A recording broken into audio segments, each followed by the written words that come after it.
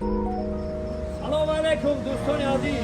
این حال ما در مغازه عجایبات حضور داریم و برادرای عزیز، عجایبات تنها به خاطر فرزندای شما لباس های مکتبی، البته عکسای کلان داره، سکیتکای کلان داره، همه شما را من دعوت میکنم به مغازه عجایبات. و گفتن ما که در این مغازه عجایبات در برش بیایید اینجا لباس های مردانه تمام اینمود برندها هست.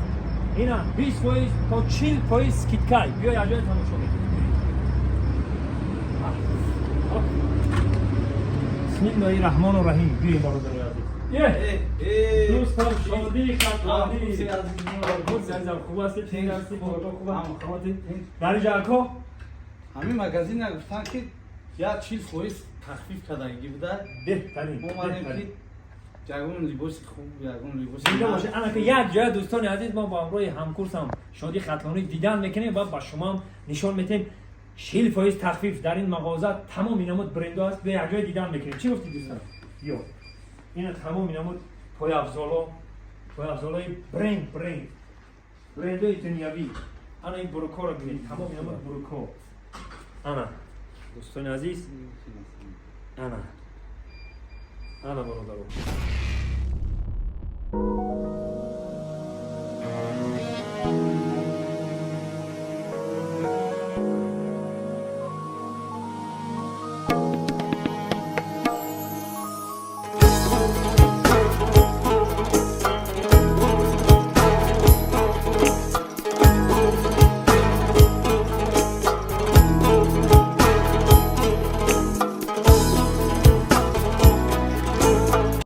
انا ایره برادرای عزیز آبادی وطن میگن. این آبادی رو ببینید.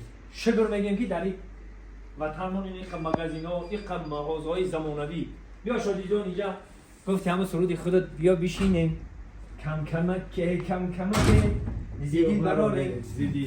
زیدین براره ما و تو غم چه خیلی بود. کم که یک دمک.